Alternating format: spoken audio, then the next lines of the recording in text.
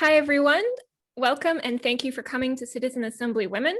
We will begin with some opening notes. Just a minute, please, as I start sharing my screen here. Okay, hopefully you can all see this. Here's a description from what you might have seen in Meetup.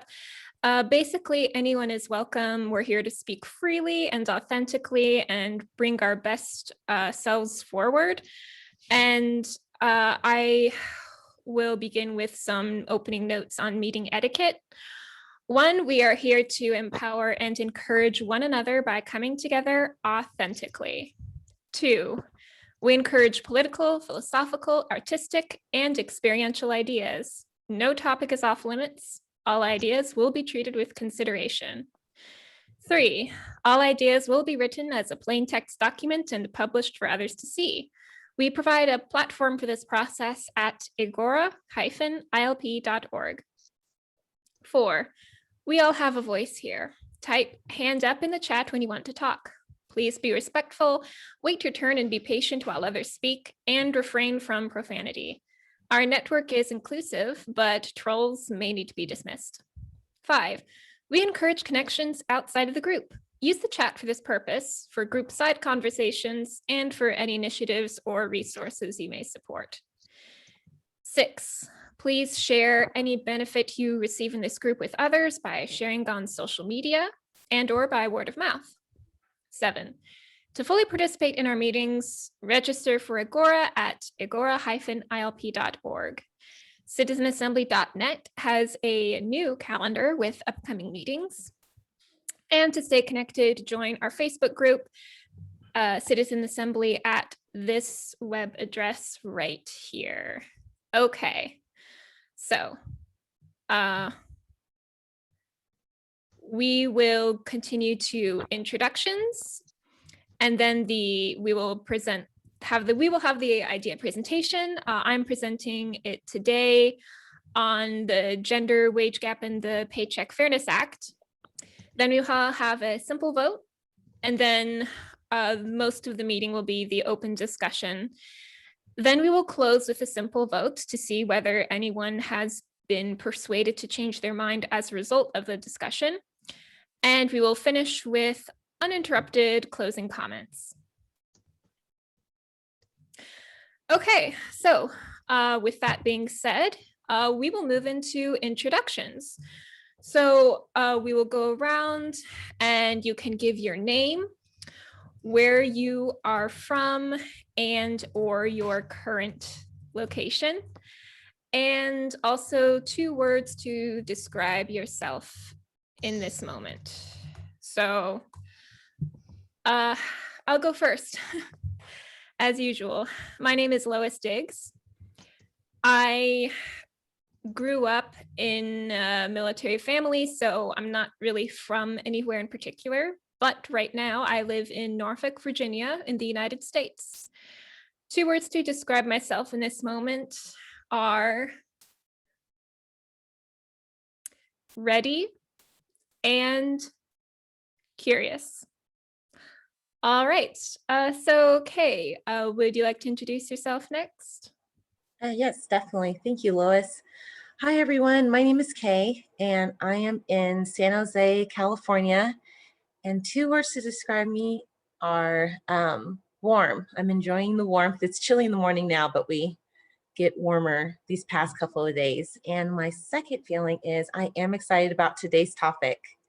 Thanks. All right. Thank you so much, Kay. Cesare, will you introduce yourself? Yes. My name is Jurevich. I am from at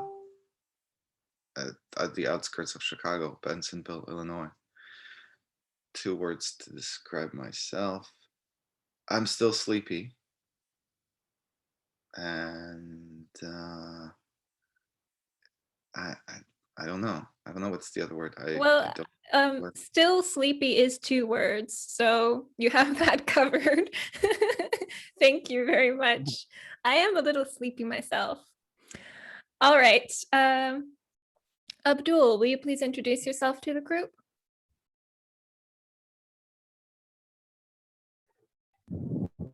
Hi everyone, my name is Hassan Abrazak. You can call me Abdul. I'm from Ghana. My current location now, I'm still in Ghana and in Tamale, the city or the town where I was born. Right now, I am sitting in my father's room in a different community. Yeah. Then two words to describe me: uh, patriot, patriot, and then the universal advocate. Yeah. Thank you very much for being here, Abdul. Stacy, your turn.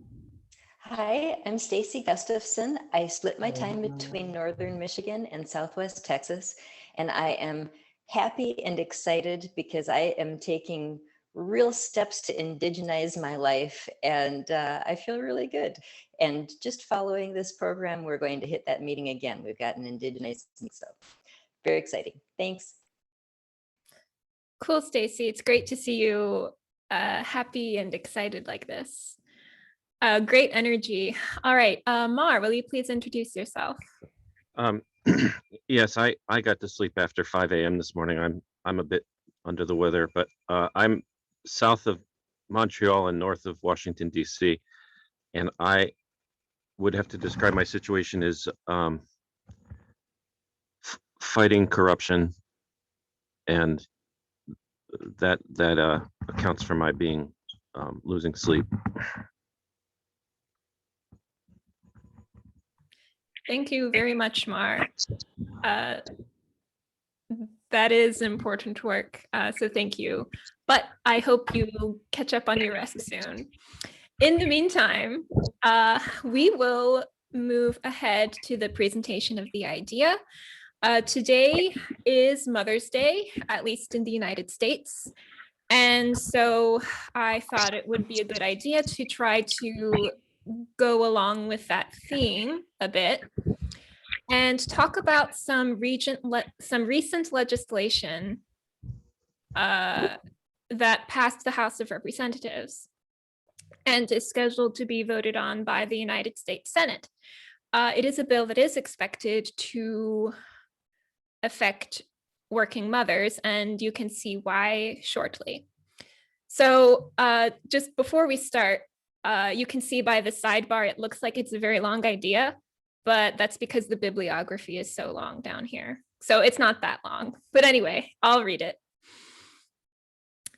The gender pay gap is not due to sex discrimination. Oppose the Paycheck Fairness Act. Feminist activists claim that compared to men, women make 77 cents on the dollar.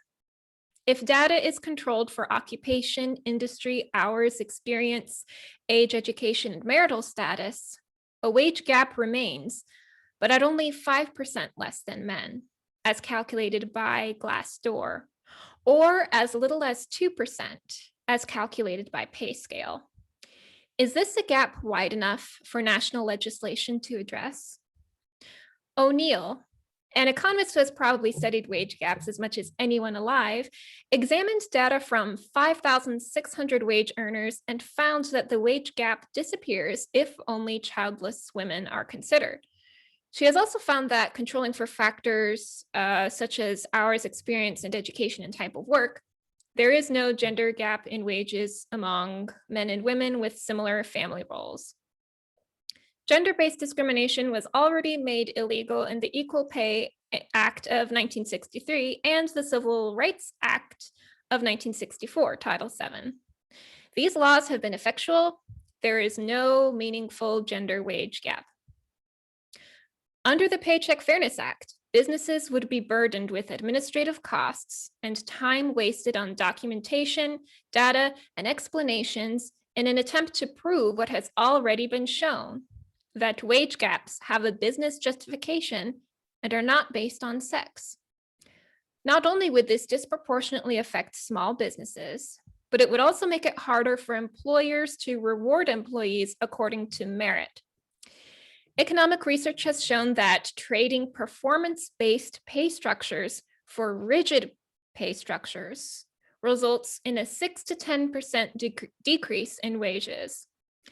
After Denmark passed legislation requiring companies of a certain size to disclose salary information, their gender wage gap closed, but at the cost of overall employee wages.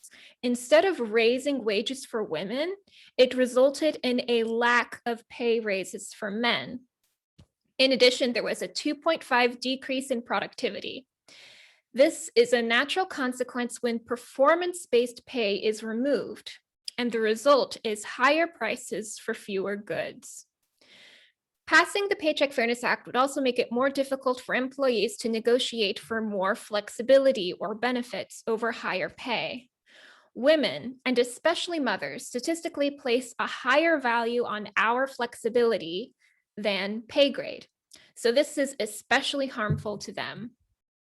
Additionally, the Paycheck Fairness Act would expose businesses to frivolous lawsuits, which can cause unfair damage and controversy to the business in the public eye. This bill also lifts the cap on punitive and compensatory damages and facilitates class action lawsuits, which could further multiply the harm. Lawyer Christine Sandifer warns that employees could weaponize information without context and create a public relations storm. In such cases, it is difficult to explain that wage gaps are due to differences in negotiation practices, in efficiency, or in market value. Debbie Georgatos, a former lawyer and current political activist, notes that the Paycheck Fairness Act may make employers less keen on hiring women if they are seen as a potential liability in court, having an unintended effect of reduced opportunity for women. Economists Rachel Gressler and Romina Boccia share this concern. In conclusion, the Paycheck Fairness Act tries to address a gender wage gap that is due to women freely choosing their type of work and their hours work, not to sex discrimination. This bill would do more harm than good to employers, consumers, and employees, particularly working mothers. The poorly named Paycheck Fairness Act should be opposed in Congress, or at least seriously amended. The only parts I like about this bill are the banning of employers from asking about an applicant's wage history and the prohibiting of employers from penalizing workers for discussing their pay with other coworkers. So again, here's the bibliography. Okay, you can access it in agora-ilp.org. I'm going to copy the address of this idea and put it in the chat. Oh, thank you, Cesare. You already put the link to the preview of it. Thank you very much for that. So now we will move on to a simple vote for this idea. So if you are in agreement with the overall idea to oppose the Paycheck Fairness Act because of the potential harms that it could cause, you can express that by raising your hand. Okay, 4. Okay, thank you very much. 4, and then if you listen to the idea and you're against it, you don't think it's a good idea, you don't want to so not supporting the idea means that you would rather support the Paycheck Fairness Act, if that makes sense.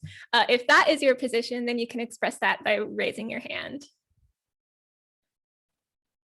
Okay, it looks like the rest of the votes are abstains. So we will move into discussion. Does anyone have any questions or comments about this idea? Yes, Stacy? I love this. Thank you so much for writing it. Thank you for doing the research. I've already supported it in Agora. I have to fix my Agora profile so that I have room up where I want to add this up high. And I wasn't able to do it today, but I will. Thank you, Lois. Wow, I have never received such positive feedback right out of the gate. Thank you. All right, Cesare, your hand is up. So I agree with this idea pretty much completely. My only reservation is I don't like ideas that use I language. So, like I like more abstract ideas. Uh, but that's not really the biggest thing.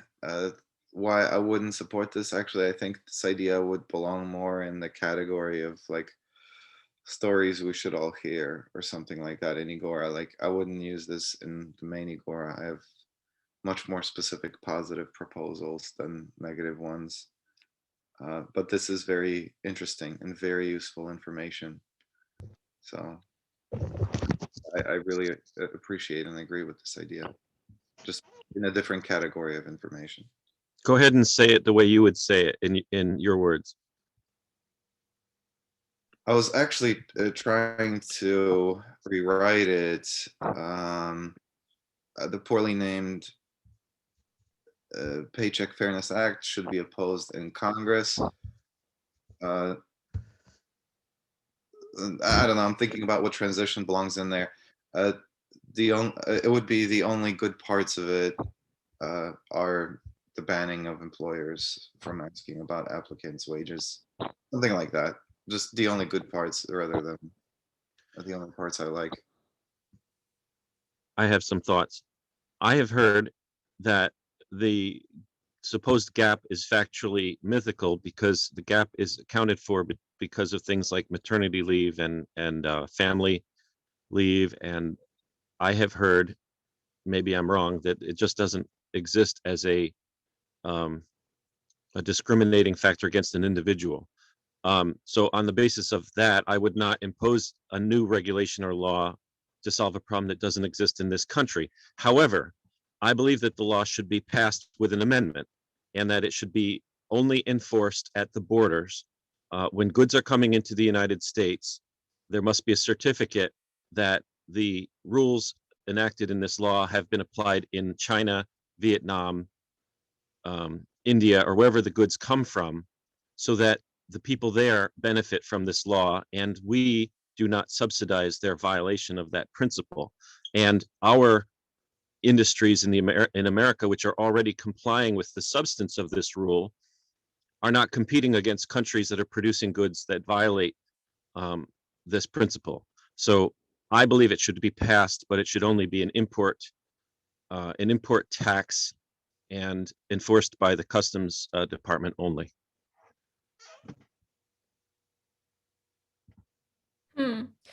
Thank you, Cesare, for your feedback and Mar for your perspective. I can't say that I understand it completely though.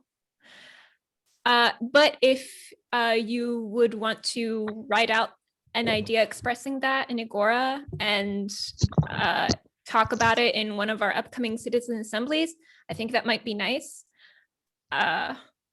Also, yes, so the little paragraph at the end of this idea where I say the only parts I like about this, I was experimenting with the adding of more personality into the ideas that I write, because I'm not very credentialed, relatively speaking.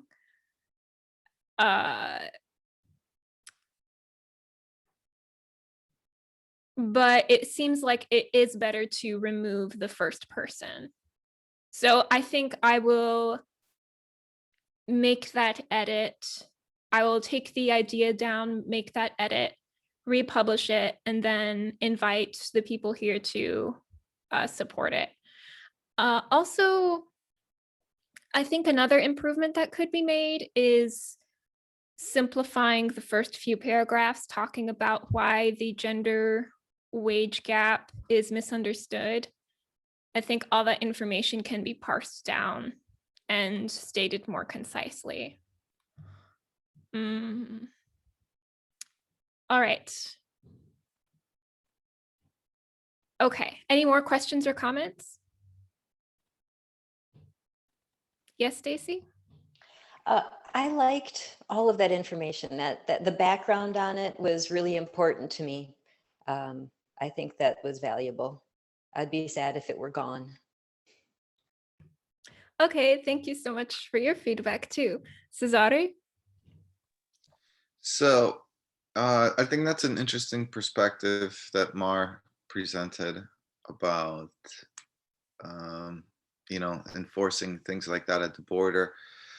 I think, well, first of all, I disagree with that. I think we should just actually open up trade. I think we should eliminate discrimination laws. I think we need to make it possible for everyone to discriminate however they want.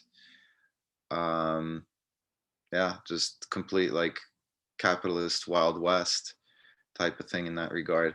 I think it should be combined with a universal basic income, so that mm, people who are disadvantaged by the discrimination would yield greater productivity.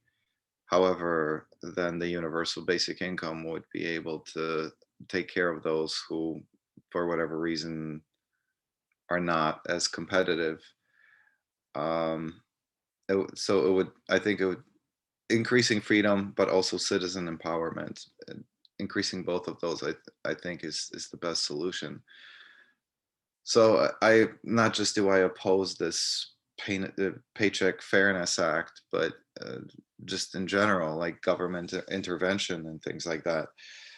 But regarding applying these standards to foreigners, or to import products, I think we have to realize that economies go through an evolution process, just like societies do. Like there was I don't know what are the different ages, technological ages, but I think like first you had you had the Stone Age, then you had the Bronze Age, then you had, I don't know what was that next, the Iron Age or something, however they call them, then like the Steam Age, and then the Information Age. And we're applying a lot of these standards from our modern societies. Oh yeah, we figured this out, everybody should be treated like this. Oh yeah, you should, children should go to school instead of going to factories. But those are necessary steps for other societies to go through, for them to evolve through. And when we apply our standards to those societies, is that actually disrupts their growth, because now we went through those things. We don't want other people to do that, but they still have to go through some of that because they don't have a use for children, maybe. So they can't send them to school. The children have to go to, make themselves productive, maybe at age 14 or something, until their productivity increases and they can send them to school for longer. So yeah, that I think we should be, yeah, we actually let them have their capitalism, but also, their free wild capitalism, but actually make sure that they're also implementing a universal basic income, so that their families can be subsidized and people can be taken care of. So, and also, but at the same time, exporting our culture and exporting our good ideas. I think the best way to influence people is by just showing them the success of what you're doing, rather than trying to force them into something. So, um, so yeah, I don't really like this idea of, like forcing other economies to do things that they're not really able to do, because it just doesn't work. It just doesn't work out well. I yield the floor.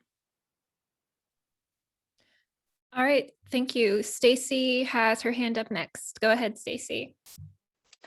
Well, just to grab onto the end of what you just said there, you said we shouldn't force these ideals on other countries, but on the other hand, we should not support what other countries are doing and sending to our shores that we're paying for. We're directly supporting in the way that those things get support in our current world by sending them our cash.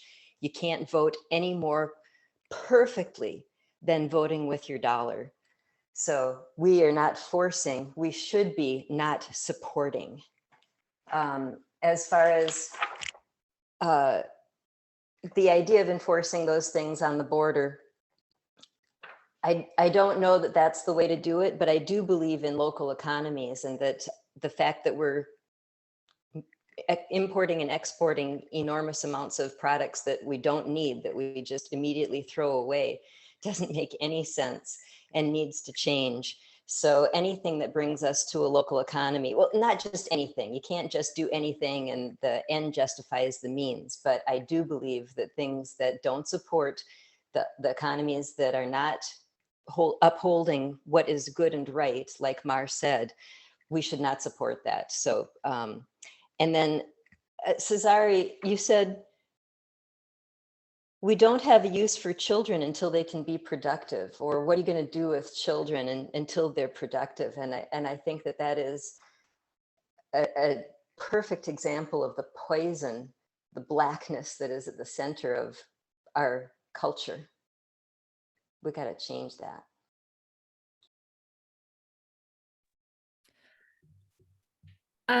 Okay. Yes, your response, Cesare. Productivity is poison? I'm confused here. So I'm going to go next here. I think in context, Cesare was talking about production in the economy. That's how I understand his statement.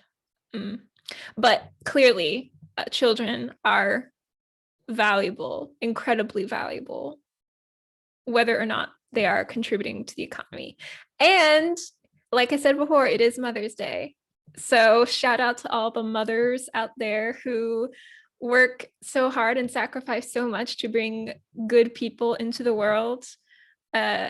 We all in a society benefit from children who have been, and adults who have been raised well.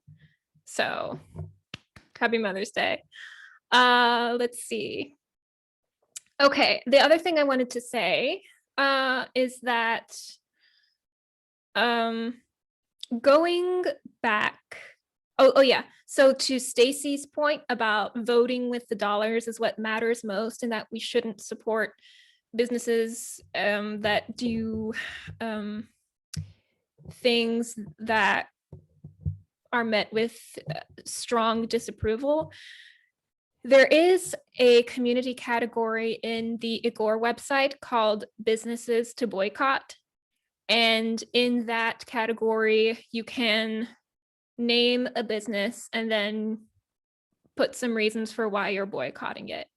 And this is a way to gather support and spread the word, because boycotts are not really effective unless a significant group of people are enacting the boycott. So, okay, so I see Mar has written a comment in the chat. Would you like to read that, Mar? Because comments are not recorded in the video. I just kind of wrote down, elaborated what I said before, and I'll read it. I gotta get to it. All social justice laws, parentheses, anti-slavery, minimum wage laws, fair pay, whether gender fair pay or otherwise, child labor law bans, anti-discrimination laws, cross-dressing rights, transgender bathrooms, should be enforced only at the border as a tax, a tariff against foreign countries sending products into the United States, thereby compelling the foreigners to pay an import tariff unless they prove compliance with the current US policy. So if a country has slavery, they pay a tax until they get rid of the slavery. If they have child labor, they pay a tax until they comply with US social justice laws. This rule prevents US businesses and workers from being unfairly competed against by foreign competitors who do not observe the current US ideals of social justice. And American social justice warriors will be employed and sent overseas to inspect manufacturing plants and to issue or withhold compliance certificates. So they will be employed instead of running around in our schools and streets. Critical race theory experts will be sent to China to impose these important rules upon China and its manufacturers. Also, if enacted, whatever it's called, the minimum basic income rule would be enforced at the border, compelling foreign nations to pay their citizens a stipend in US dollars, which would then promote them to spend those dollars on the import of US made products. So I'm saying use our existing customs and customs offices at the border, which already check for compliance with patent rules, to also enforce all the social justice laws at the border so that American companies are not competing with companies that don't pay any attention to those values or rules. And we can see how people in other countries react to these social justice laws. And we can also employ social justice warriors that we have a superabundance of. So that's the basic idea. Wow. Thank you, Mar. I understand it better now. And I really do think that is an idea worth publishing and sharing in Agora or discussing in one of the citizen assemblies. So if you do want to discuss it in one of the future citizen assemblies, you can email one of the organizers. I think Cesare and Ramses and Stacy. Yeah, I didn't know whether I could put you on the spot here, Stacy, but yeah, she also organizes a it's called Thunderdome, and it's a more streamlined version of the citizen assembly. So that's another option for you. But anyway, Cesare has his hand up and Stacy will go next. Well, I'm kind of inclined to discuss that idea here, since we seem to all agree that the other idea is a good idea and we want to support it in some form or another. So I wanted to make that point again. Other countries don't like use child labor because they hate children or they don't value children. Like I think a lot, like, you know, in this society we've gotten soft and ignorant and lazy about thinking those issues. They do that because they have to, because it's a necessary step in their in the evolution of their society.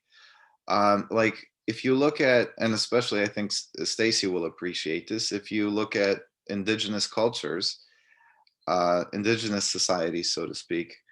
Well, really, like Native American, or like the way that Native Americans used to live, or even the colonists, the way they used to live. Children started to work like at the age like of 6 or 8 or something, right around there. They would start going with the women to forage, you know, to look for things. They would start to take on responsibilities. Like really, that was a part of their maturing process, and it would be beginning like at a pretty early age. They would start to go hunting, probably sometime, you know, like in their teenage years. I mean, it was more dangerous, but that's what they did. They were productive, and they did that, and they were learning the ways of their society. It's normal. It's just a part of life. Like humans understand this, that, and it's necessary. Like you can't have these children. What are they just gonna lay around in hammocks, you know, in the sun? No, they did work. They did work, and they did the education. They picked up on the culture of their society, and that's, you know, when humans opened up factories. Sorry, I'm getting some background noise from Mar. When humans opened up factories, it just continued into that. Yeah, there. I think the bigger issue is like work safety. I think that has been one of those really important things. Like they would, you know, I remember these stories about like children getting their hands cut off because like their hands were small, so they could stick their hands into machines. But it's not like because they wanted to torture children with losing their limbs. It's just it was a worker safety issue. Children didn't know how to organize. They just did kind of, you know, what they were told in a sense because they trusted the adults. But I mean, it's really messed up. So a lot of them got mutilated. And maybe children aren't so afraid of things, aren't so afraid of death. They're not so concerned about dangers. People, I think, become more risk averse as they get older. Children are much less risk averse. So it had some gruesome consequences, but that really is a work safety thing. It's only as our society industrialized and became more about information and knowledge and these higher level skills that it became more productive to put children into schools so that they learn these higher skills, so that they later in life, their productivity was delayed, but it was that much greater. So, and really this goes to my point that schooling is just child labor, like the whole education system, and children should be getting paid for going to school. How about that? Where's the fairness in not paying children? Because they're investing themselves. Sure, they're investing themselves into their future, but it's not just for themselves. They're also doing that for society, and society needs to see that, and they need to compensate them for it. So how about that? Why are we forcing children into school and not paying them for it? How about that? So anyways, but the point is, these societies aren't doing this to exploit children. It's just they have to in order to grow. Now there might be certain overall, that's true, but there's always a spectrum, and there will be certain industries that are able to get away with certain practices. There will be laggards, so as society is growing into a better way of doing things, there will be those businesses that are still, they're on the tail end of things, and they're still trying to squeeze out the maximum profits from just taking that last group of laggards and exploiting them. Well, those are the kinds of businesses that you can actually target with boycotts and things like this. Be like, go to these businesses or whatever. But then again, that's through decentralized voluntary action, not through government laws. I think I've made my point. I yield the floor. Thank you, Cesare. I do have some responses to what you're saying. And again, thank you for sharing, but Stacy has her hand up next. I think that it's really unfair to go on for so long over so many different points. There is no way that anybody can address all of the things that you said, and they're so needing of addressing. I don't believe that should be allowed to go on for that long without discussion. I don't think it's fair to other people who want to speak either. But you talked about a number of times that the exploitation of children and the mutilation of children is a necessary part of the evolution of a society. I'm physically ill over the idea of this, mentioned more than once. And that the goal of a society is industrialization, corporatization. Again, it's just the problem with why we're at where we're at. Your comments need to be put down in order so that they can be addressed, so that nobody hears all of that at once and then thinks that that is something that should be listened to and followed. I think that is incredibly harmful to us as a society. Thank you. Thank you, Stacy. And again, next week, the topic of Citizen Assembly Women will be a discussion and review of whether to change how things are done, whether to keep things the way they are, whether to rename, things like that. So that can be part of the discussion of whether there should be a time limit on comments. I'm not putting a time limit on comments right now because there are only a few of us here and it hasn't seemed to be a problem so far. But next week we can talk about that more and see if we can, and see what the best thing to do is so that everybody can effectively listen and respond and participate. So, okay, yes. Oh yeah, so I wanted to talk about the child labor, just a little bit, because I think child labor should be its own assembly and its own topic. But very quickly, I do remember when reading about this, I think in high school, about the history, is that when the ban on child labor came about, there was resistance and disapproval from that, because then all of a sudden families had a much harder time bringing enough money in because the children could no longer legally work. And it does also seem that the law came about when, as Cesare said, there were poor conditions, dangerous conditions in work environments. And these could have been addressed in regulating safety instead of just making an age requirement. A few weeks ago, Citizen Assembly did have a topic on ageism, and this could be sort of related to that. Discrimination of employment based on age. The job that I have now, fifth graders used to do. And so fifth graders could very easily do what I do and get paid for it and have a job. I don't see any reason why they'd need to be 16 or 18 or even 14, whatever. I don't know what the law is here in Virginia, the minimum age to work. All right. Okay, I don't see anyone else's hands up right now, so I will continue for, oh, whoa, okay, we have 2 hands up. All right, the last person to speak was Stacy, so I will let Cesare go, and then Stacy, and then Mar. All right, go ahead, Cesare. Stacey, I would suggest, instead of complaining about how I actually have my hand up in the chat. Okay, yes, I see it now, Stacy, but I will let Cesare go first, since he went and then you went. So I'll let him respond first to the things that you said, and then you can go.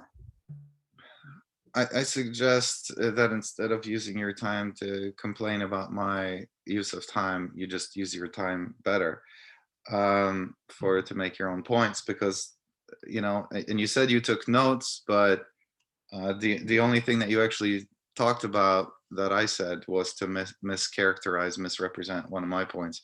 I wasn't saying that the children getting mutilated is a necessary thing. I'm saying child labor is a necessary thing, and child usefulness is a necessary thing. What we need to do is to make sure that that this is done safely. Yeah, if children are going to be participating, and they should, which they should be, because that's how they learn, that's how they develop responsibility and so on. You know, get a sense of value, and so they should be doing that. They should be engaging. That's how they become part of society. But they should be doing that safely. So yeah, I mean, I thought I made that point clear, but yeah, so it's just that children don't know how to organize yet. They don't really like to create collective action, and that's where it was necessary for adults to come in and help them with that. Anyways, I yield. I'm done. All right, Stacy. Okay, again, the assumption is that work is factory, business, corporate, and that is what is productive, and that's the goal of people, to hold a corporate job and work for somebody to achieve some kind of manufacturing.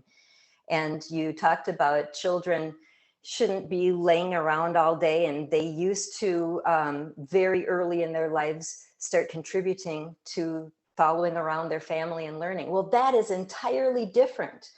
A child following the family around as they're doing things that take care of the family and learn how to be part of society, which is indigenous, that is natural, that is productive. Yes, children can do those things very young, but it's not that until children can move that cog or make that piece of plastic, we have to make sure that we're making sure that they're being productive until they can make that piece of plastic. It's entirely different from following adults around and learning how to live life and take care of themselves. Entirely different. So this idea that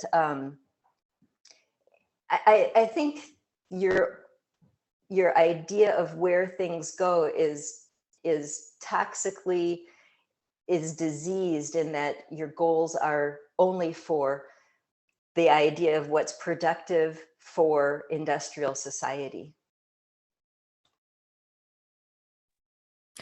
Thank you, Stacy. Mar.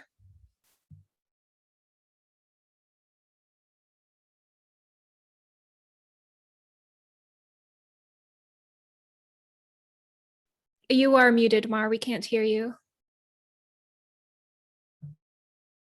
Sorry. I found an article in Reuters dated February of this year that says U.S. House revives bill to ban goods from China's Xinjiang province. The U.S. House of Representatives on Thursday reintroduced a bipartisan bill that would ban imports from China, Xinjiang region, unless it is certified they are not produced with forced labor, and allow further sanctions against Chinese officials responsible for abuses against Muslims. So I'm simply advocating this type of legislation be generalized and universal, and enforced with respect to all social justice laws, not only in one region, but universally at the border.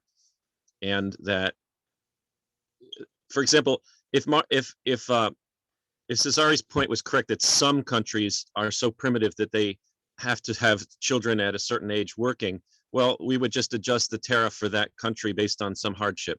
But you don't just ignore the principle that, you have children working in sweatshops, 20 hours a day in China just because they might work for 14 hours a day in Vietnam or something. So it could be tweaked to accomplish the goals on a universal basis. But here's an example of it in the extreme, where you're going to ban imports entirely. Banning is just, an infinite tariff. So I'm just saying, use the tariff laws and the structures and the system to enforce social justice laws of any kind, all kinds, at the border. And about the education thing that Cesare said, paying kids for education, well, there's kids that the theory of public education is it's a gift from the public to children, helping them, profit in the future and not commit crime. And there are already people that just don't show up for school, and they prefer to commit crime, and I don't see the point of paying them not to commit crime when we can just enforce the criminal laws and deter them from doing that. So I don't see a point in paying kids to receive a free education. I just don't see the point of it. That's all I was going to say. Thank you, Mar. I think in this discussion, it would be helpful to define industrialization, because that word to some of us has connotations of like dangerous factories and things like that. But industrialization means, unless I'm mistaken, means developing something into an industry. And it is very possible to have healthy work conditions in an industry. And also enabling children to work. If that happens, I think specific private companies could also have a liberty to have an age limit according to the type of work. I think some types of work are much better suited for children than others. For example, like simple jobs in safe environments. I think children could very easily do. I think those are the types of employments that should characterize the legalization of child labor. And we should have those kinds of jobs in mind instead of dangerous factory jobs. And then the word child labor itself, the phrase child labor, can have connotations of, oh, like children slaving away in the sweatshop. But labor is work, and work is employment. And so maybe a better word would be child employment or something like that, which has a more empowering kind of connotation. But those are just my initial thoughts. We have already gotten pretty off topic from the original question. And after a certain point, I would like to bring it back a little bit. But Cesaro, your hand is up, so you can go next.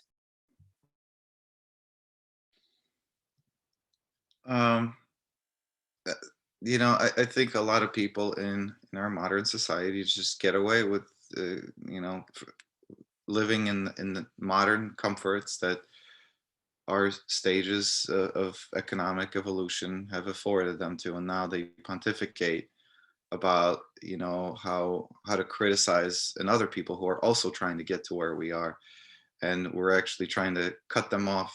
Essentially, by applying our standards, we're trying to cut them off at their knees and prevent them from that evolution. Chinese people want to be living the comfortable, cushy lives just like we are. They want the same freedoms, they want the same productivity, but they have to get there somehow, and we're applying the standards that we now have to prevent them from doing that. Same thing with, you know, with carbon uses of carbon. Of course, China is getting around that, because I think it does look like they're moving to nuclear power. So they're probably gonna exceed us in their like energy production, and especially that they need cleaner air. But they're not, you know, they're not exploiting their children because they hate their children. And actually, it's not just about their children. All of the Chinese people are being exploited by their government. But we don't really want to talk about that. We only want to talk about the things that make us feel good, that are easy to make others, you know, to denigrate others about. But how about what we're not doing about the fact that, you know, we still support the Chinese government? Or, you know, we still deal with the Chinese government. Maybe we should just completely cut off the Chinese government, and just not do any business with China, because they're a totalitarian state that forces people into submission. Because the problem is much bigger than that. But that's not really good, because we need to win over the people. We need to win over the favor of the people. The people need to know that there's a better way to live, that they could have freedom. So we do have to have our cultural influence. Really, what it requires is for us to go in there and overthrow their damn government. That's what we should be doing. But nobody wants to do that. If you really want to help the Chinese people and the Chinese children, overthrow their damn government. Just go in there, wipe them out, and then they can freely rebuild a democracy with our influences. And if they don't, well, then let's take out the next government too. And we keep taking out their government until they realize that, oh, wait a minute, you know what, let's just not have a totalitarian state, because it will get destroyed. So, but everybody's too lazy to talk about that. Nobody wants to get their hands dirty when it comes to getting the real job done. So I yield the floor.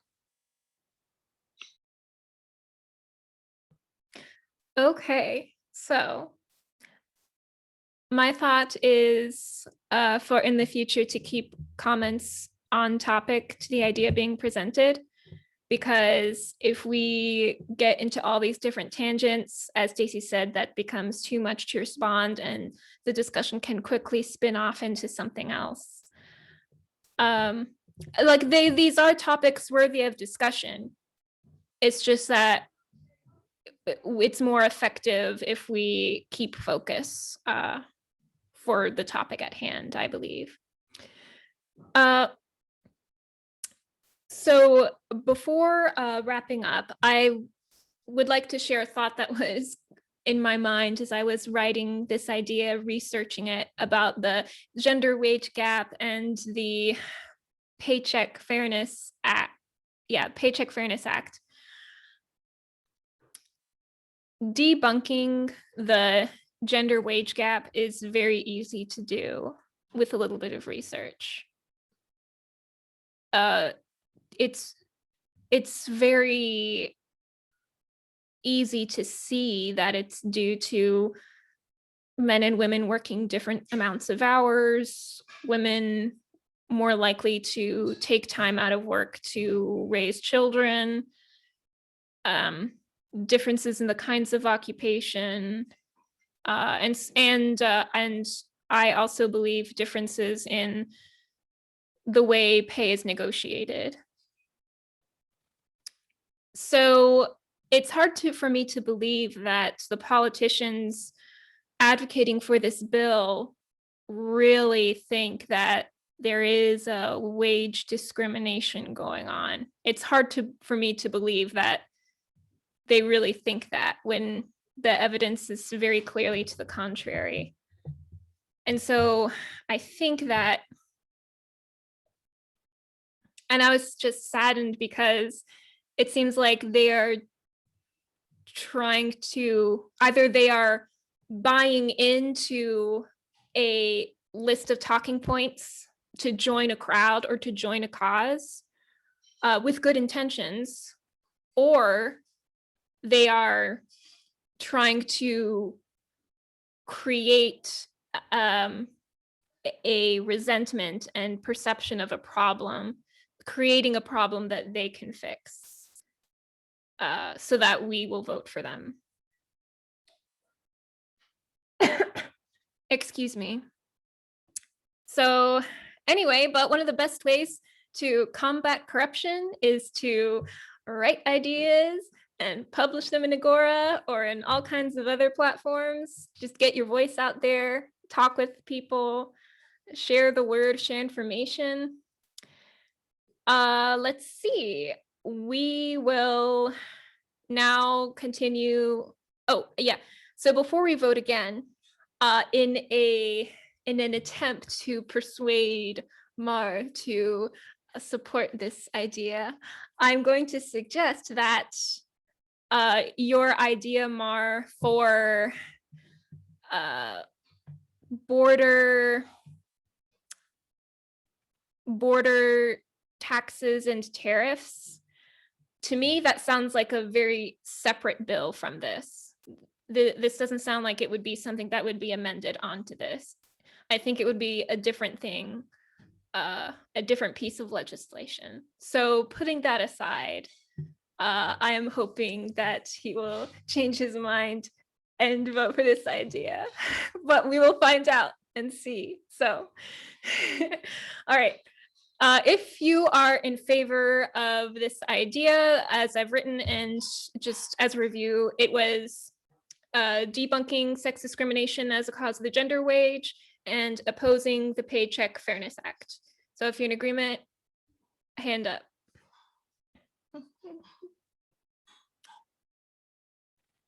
Oh, I didn't persuade Mar. Oh, well, that's okay. All right, so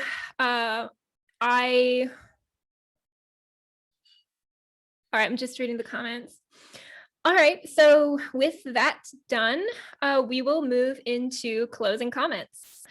Mar, you can go first. Well, okay, but I was trying to raise my hand, but I was in the chat and I'm a little slow with my fingers. So I was trying to agree with you with the hand raised, but I just didn't get to it. Oh, great. Thank you so much. Whenever we end with consensus, my tradition is to have a party emoji in the corner of my screen. So yeah, that's great. Thank you. All right. So would you like to continue with closing remarks, Mar? Yeah, I think that the golden rule should be applied to any social justice law that is proposed in Congress. And if we're going to impose a burden on US manufacturers and people, then that same rule has to be applied equally to foreign manufacturers or people that are providing services in the US, so that our own people and manufacturers are not unfairly competed against by those who don't have the burden of complying with those rules.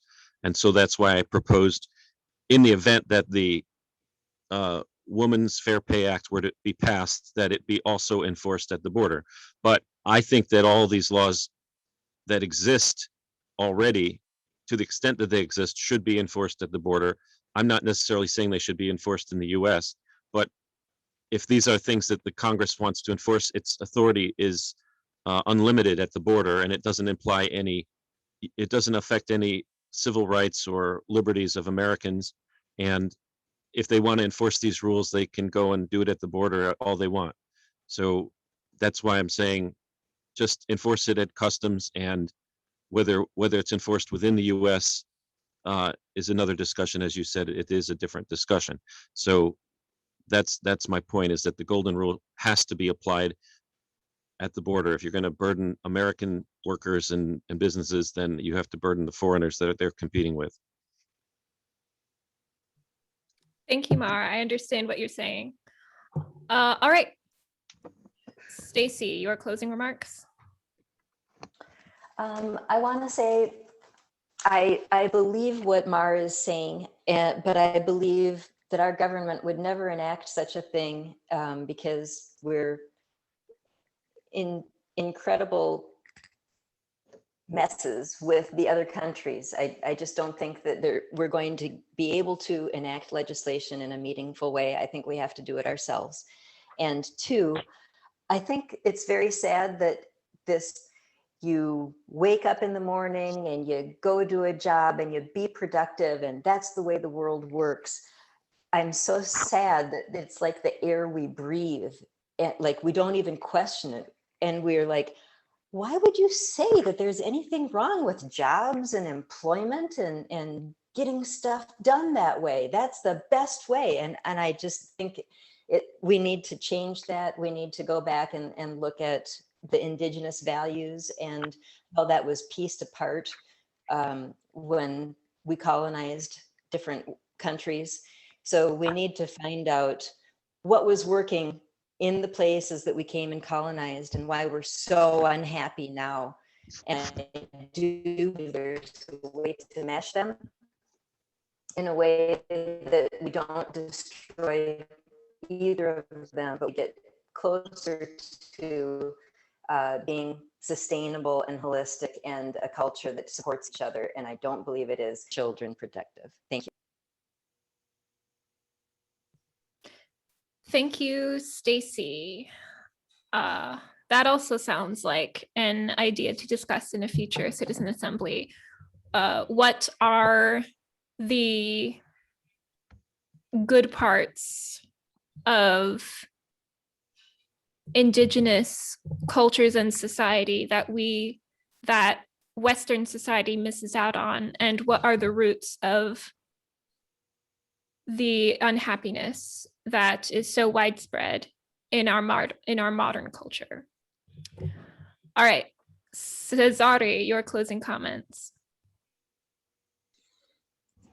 So first of all, thank you for this opportunity to connect and speak out. But one thing I wanted to comment, and especially about your comments, I mean, it is your meeting, you can run it however you want, but I think we saw a really great illustration here of the points, really essentially, that I was trying to make, that the best results are achieved through maximizing freedom. You were criticizing people about speaking off topic, the topic that you wanted to talk about, but I think the people were talking about the topics that they thought were the most important to discuss. That's what people naturally gravitate towards because they're the most important. So, I mean, if you wanted the conversation to be about something else, then you should have talked about something else. Then you should have talked about the thing you want to talk about. And instead of trying to use the stick, use the carrot. Like the stick is really good for forcing people to not do something specific. But if you want people to do something specific instead of to not do it, then use the carrot. The carrot is good for attracting people. The stick is good for repulsing people. So if you want to attract people to a topic, then talk about that topic and make good points, interesting points. But I thought we already essentially concluded and agreed. It seemed like we reached an agreement. That's why I was talking about what I thought was really important and relevant to that overall theme. Then the other thing I wanted to say is yeah, I think people are really trying to avoid the real work that needs to be done. If you care about the people of China, then well, we need to get rid of the Chinese government, because it's not. I mean, sure, in the United States we don't have democracy, we have an oligarchy, but at least it's not a tyranny, and that's a hell of a lot better. An oligarchy is better than a tyranny. And so what we can at least help is get the Chinese people maybe at least get an oligarchy. We might not be able to help them get democracy because we don't even have one ourselves here. Well, with Igora we can, but the point is, we can at least get at least freedom to at least have an oligarchy, so they have at least freedom of speech. And but then again, are we really just going to invade China? Well, it doesn't really make sense to do that. What it makes sense is to support, you could say, the indigenous people that actually want to live, in their way of life, connected to, their land, like Tibet. Why don't we, instead, there's a massacre of people, of dissidents against the Chinese government, and we're not doing a fucking thing about it. Oh, sorry. Yeah. But so what are we doing to help the people of Tibet, other than just some people holding up signs, and nobody does that anymore. But what we should be doing is helping them to Tibet get its own sovereignty against the Chinese government. And then there's going to be another Chinese province that's going to want its own independence. And we should be supporting them too against the Chinese government. So piece by piece, we can erode the influence of that gigantic thing. But then again, some of our own states here in the United States might want that, and we should support them. If they want to leave the Union, we should support that, people's freedom and sovereignty, because people naturally gravitate to what's good and what's best for them. I yield the floor. Thank you.